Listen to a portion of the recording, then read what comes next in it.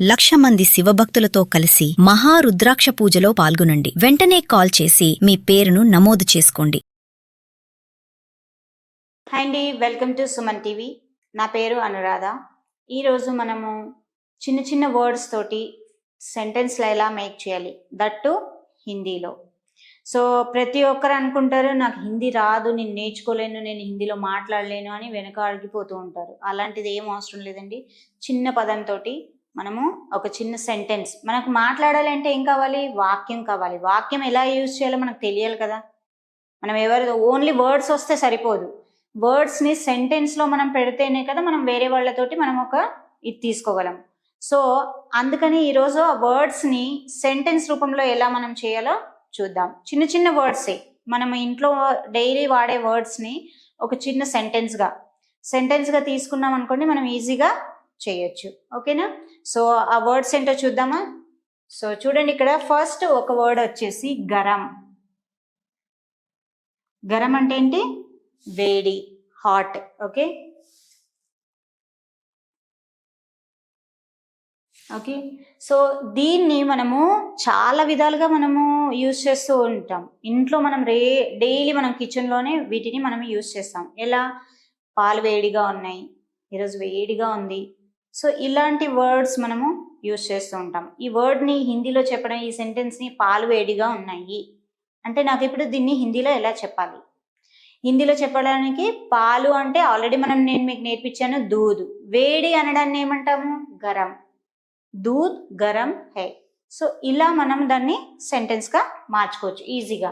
So మీకు కావలసిన Telugu పదాలతోటి Hindi pronunciation చెప్తున్నాను. చూడండి, పాలు ఫస్ట్ తెలుగులో. పాలు వేడిగా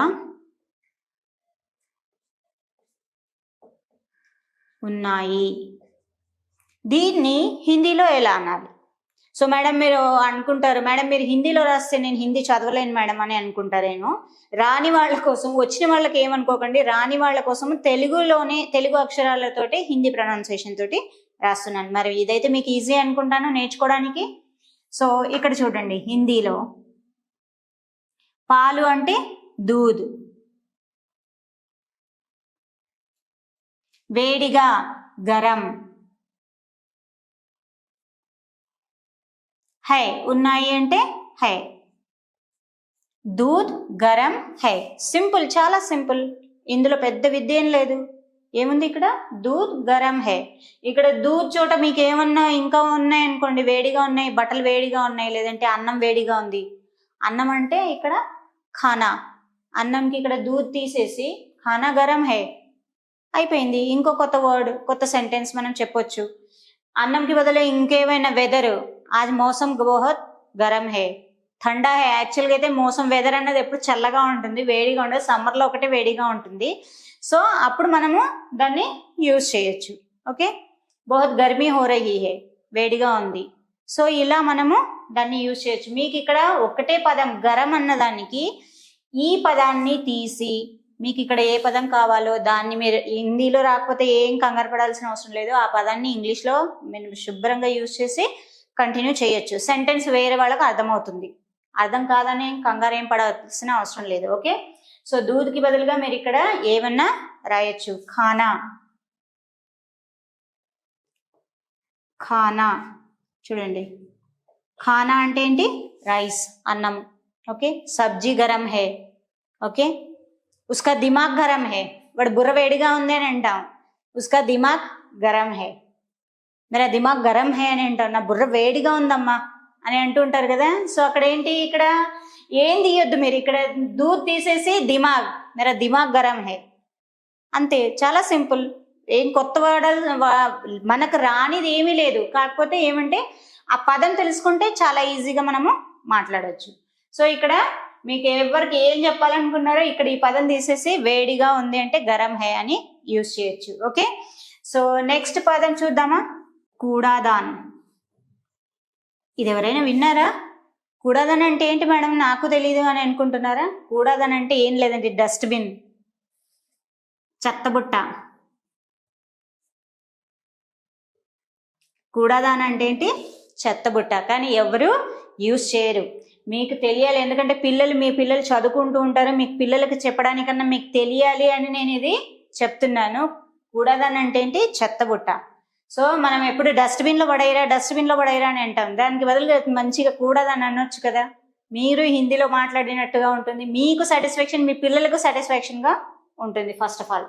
సో చెత్తని తీసుకెళ్ళి చెత్తబుట్టలో పడేయని అనాలి. ఎలా అంటారు? ఇక్కడ మీకు కూడదని ఒకటే వచ్చింది.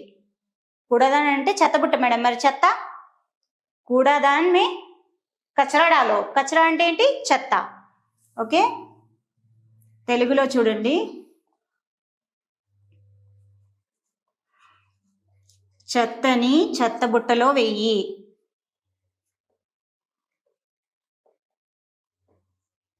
ఓకే, సో దీన్ని హిందీలో చూద్దామా మరి. చెత్తని కచరేకు कूड़ेदान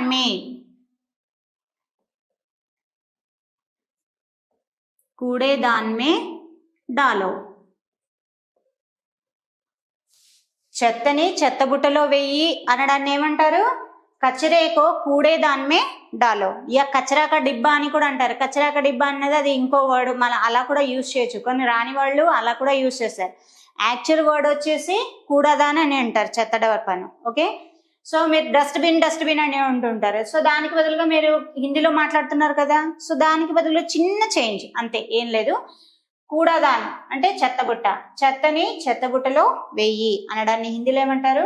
కచరేకో కూడేదాన్ మే డాలో. వహా యహా మత్ డాలో, కూడేదాన్ మే డాలో. సో ఇలా మీరు చిన్న చిన్న పదాలు, కచరేకగా మీరు కోపం వచ్చినప్పుడు మీరు పిల్లల్ని తీసుకెళ్లి డస్ట్బిన్లో పడేయరా అని అంటారు కదా, సో ఆ వస్తువులను కూడా డస్ట్బిన్లో పడేయమని చెప్పొచ్చు. ఓకే, టీవీని, ఈ ఫోన్ని తీసుకెళ్ళి డస్ట్బిన్లో పడేయని అంటుంటారు కోపం వచ్చినప్పుడు. పిల్లలు ఊరికి చదవడం మానేసి ఏం చేస్తుంటారు? ఫోన్ ఆడుతుంటారు. ఆ ఫోన్ని తీసుకెళ్ళి డస్ట్బిన్లో పడేయరా అని అంటారు. సో దానికి బదులుగా ఫోన్ లేక జాకే కూడేదాన్ మే డాలో ఇలా యూజ్ చేయొచ్చు. చాలా సింపుల్ అండి. మనం నేర్చుకోవాలి అనుకున్నప్పుడు ఆ పదాన్ని తీసుకొని డిఫరెంట్గా మనం వాడచ్చు. మనం ఆడవాళ్ళం వంటలు డిఫరెంట్గా ఎలా వాడతామో అలాగే కొత్త పదాలను తీసుకొని డిఫరెంట్గా వాడుకున్నాం అనుకోండి, చాలా బాగా నేర్చుకోవచ్చు. నేర్చుకోవడానికి ట్రై చేస్తారా మరి మీరు కూడా? ఓకే, ట్రై చేయండి. ఇంకో పదం చూద్దామా. జల్దీ అంటే త్వరగా.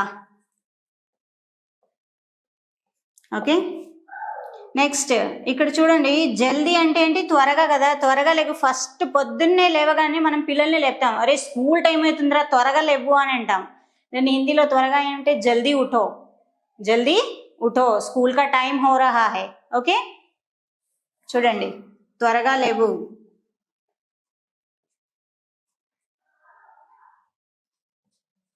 స్కూల్ టైం అవుతుంది.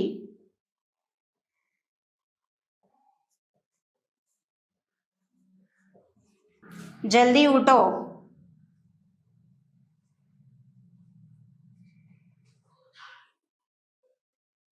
स्कूल का टाइम हो रहा है. ఓకే, ఇది రోజు ప్రతి మదర్ పిల్లోడికి పొద్దున్నే చెప్తారు, పొద్దున్నే లెగరానైనా, పొద్దున్న స్కూల్ టైం అవుతుంది అంటాం కదా. సో ఇక్కడ జల్దీ ఉఠో, స్కూల్ కా టైం హో రహా హై. ఇక్కడ మీరేం చేస్తారంటే స్కూల్ తీసేసి ఆఫీస్ కా టైం హో రహా హై, కామ్ జానే కా టైం హో రహా హై, బస్ కా టైం హో రహా హై. ఇక్కడ ఏం కావాలో అది యూజ్ చేసి కంటిన్యూషన్ చేసుకోవచ్చు. సో ఇలా మీరు ఇంకా కొన్ని ట్రై చేయండి. ఓకేనా? ట్రై చేస్తారనుకుంటున్నాను. Thank you.